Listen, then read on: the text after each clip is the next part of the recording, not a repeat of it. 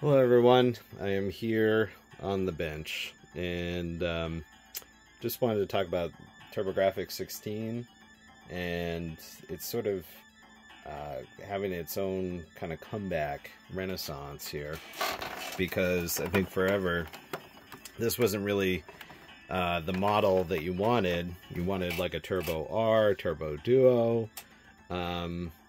yeah, and like import, unless you're gonna really go through the time to restore and fix up like an American Turbo Duo. But even then, you weren't gonna play Japanese hue cards. You were only gonna play turbo chips, and you had an Everdrive that would help you get past that. But the CD drive in that is delicate. So what I really like now that we have the Turbo Everdrive Pro, and I think this is like 220 bucks, $230. Like, it is so nice to be able to play Ease 4 with the fan translation, fan dub. I've been waiting to play that forever, and I just haven't done it through emulation or other means. I never got the Terra Onion SD Pro. I was just kind of waiting for something like this from Crix. And so you got that, but then it won't do stereo out of this natively for the CD games, as others have talked about. So I picked up this guy, which is also from Crix, and this plugs into the expansion port and will give you stereo, and as well as a Mega Drive 2 Genesis 2 pinout on the DIN there. So if you have like the component cables from what the hell are they called? I don't know, you know what I mean. The component cables, SCART, which is how I was playing it. Yeah, it works okay. The only thing is that this connection to your turbo is flaky, at least in my experience. So, I mean, I really, like every other time, more than every other time, I plugged this in, had it just set, just so, on my shelf, flip the power on, I get no signal. And then, you know, I got it, fiddled it just right, then beautiful RGB component, whatever you want.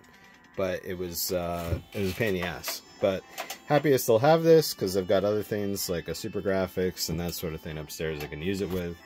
But what I just finished doing here, I don't know if you can see, is I hooked in the Turbonanza mod. And that is awesome. And that gives you a Saturn pinout. So that will let you do S-video. And I like RGB, and I like those component cables that sort of do the magic, you know, turn a component into an RGB. Or if you've got something like this, sorry, a little messy, the RetroTink, I think it's RGB to, or SCART to comp. These are nice. You have to power them separately. You have this red light on all the time. And I just find that the image, more often than not, is a little too reddish, pinkish. I don't know why that is. I find that with a lot of these component cables, that what the hell's their name? I got them right here. These HD Retrovision. The image is like a little pink. Don't know why, but anyhow. But the S-video out of this, it really, I think, is a nicely balanced image, super sharp, and you're playing on a CRT, forget about it. It's perfect, in my opinion. So, this, now that we have the Turbo Everdrive Pro, we have the Turbonanza, this lowly TurboGrafx-16, even without the CD hookups and everything, it's now a rock star. So it's going through its own little renaissance. Little quick tips here on the mod is the way that the DIN connector goes in. You have to take the you have to take the old RF out. And if you follow Macho Nacho's video, he does a really good job. And I recommend you watch that if you're looking to install one. But I will, word to the wise. So, two things. Taking this out, no problem. You do want, a good desoldering tool. And you're going to want, I don't know, it's probably already hooked up in there. I recommend getting like some different tips for your desoldering iron. I don't know if you're going to see that. Kinda. No. Terrible. Maybe if I go here. Yeah. So this is sort of duck build, right? Because the reason why I want that is look at this guy here. See those? A lot of solder keeping those in. Takes a lot of energy to liquefy and extract. And that duck build spout will go right over the top of this pin and slurp it out. Lickety split. So, but actually that's recommendation 2.5. Recommendation 1. What you replace that with is like a mounting board that you solder to the motherboard. And then you're going to take a Sega Saturn DIN, invert it, and then solder that to the mounting board. If you watch Macho Nachos, he makes it look really easy, and he does a good job, but I just want to caution you, make sure that you really have that sucker secured, meaning the DIN to the mounting board.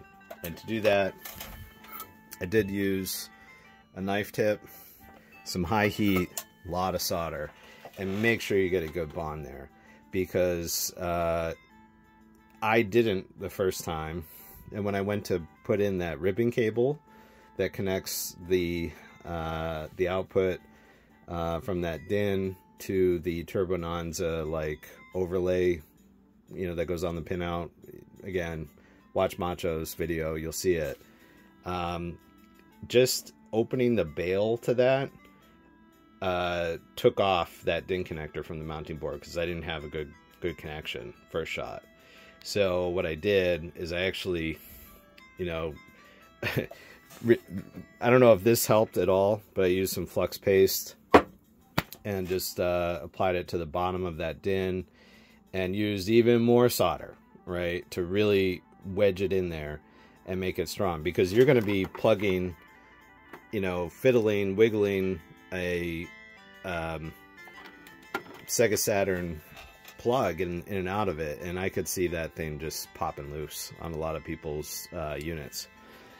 And then, the other advice is those bails that connect the ribbon cables, open them before, make sure they're open before you go to, solder that down or whatever, because I don't know, I guess I just kind of gave it away, but when I didn't have that DIN connector really secured, that's what popped it off. And it's just like one fiddly thing at like 1 in the morning that makes you walk away from the project. But really awesome. Now that this is all hooked up, I've got S-Video, can play it on a lot of my TVs, makes this system so much better. And yeah, this thing is amazing. The Turbo Everdrive, playing Ease 4 translated with dub. Come on, are you crazy? Like that's amazing. So really good stuff. Other things that I just want to mention too, which maybe you want to know about, maybe you don't, but the turbo pad, old school makes a pretty nice replacement for this. And in this example, this original shell, which is like original, my pins were, somebody had really did a dumb thing or something, and a couple of them were broken. So I bought the old school controller from Stone Age Gamer, and I thought about, you know, being more selective about components, I swapped in and out, and really I just took the whole motherboard, guts, membranes, with one exception, and did a swap 1-for-1, and you get a much longer cable.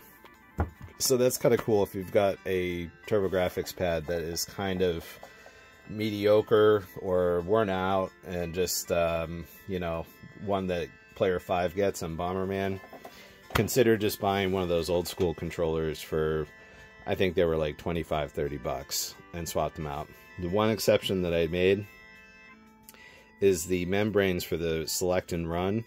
On the new ones, they were a little spongy, and there's a couple of places inside that you can't see, that on here there's like extra support, like a cross bracing and membrane, that the new old school ones don't have. So it just felt kind of undefined, spongy, squishy, not a lot of rebound on those. So that's one part of the old controller that I recommend keeping. Everything else here I swapped in. I might have used like the old buttons, but you know, it makes this controller actually pretty nice. I wouldn't, you know,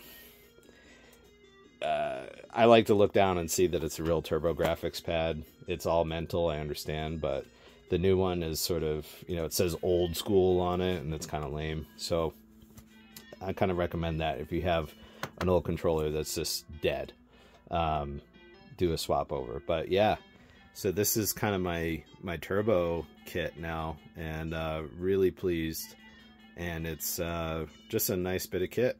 So hope you guys are doing well, and if you enjoyed the video, let me know what you're playing. Take care.